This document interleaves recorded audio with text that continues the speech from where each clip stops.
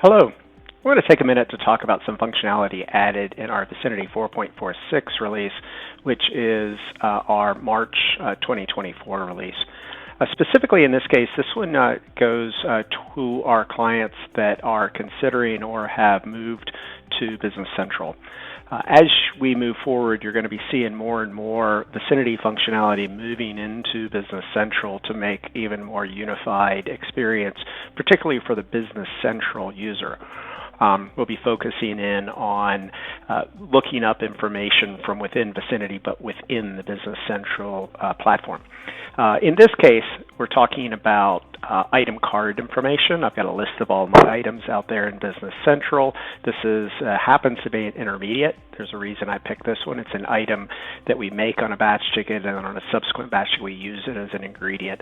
It could be a topping for the baking industry, or it could be a compound that they make in bulk and then they turn around and use it as an ingredient, or it may be something put in bulk and then packaged later. Basically anything that you make in one step and then say package it or put it into a finished good state in another state. That's what's going on with this specific item. But all of our items now have got a section that we've added through an extension that you would load into your Business Central environment that adds a section for Vicinity related data.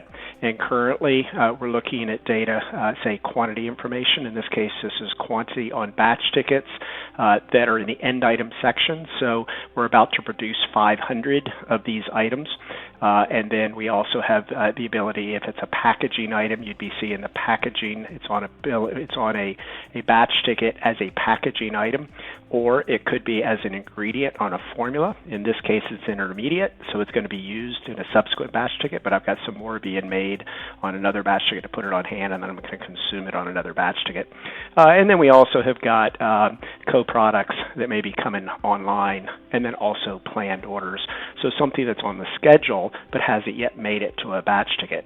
Currently, what you've got is a read-only view of the summation of all those quantities, but where we're going in the next iteration of this is you'll have a list of all of the batches that it's using it as an ingredient, or all the batches, and we're just going to put it on hand as a list, and you'll be able to drill into that batch ticket over on the Vicinity side. So keep an eye open for that. But for now, all it takes to get this is to load the extension in your Business Central environment, whether it be on-premise or in the cloud. Probably best to get your Business Central reseller involved in that, your consultant, just so they know what's going on. But it shouldn't affect any other customizations you've got on this item card. Feel free to reach out to support. They'll make sure you have the proper extension. It will be covered from a certain extension version onward, so it'll be there forever at that point.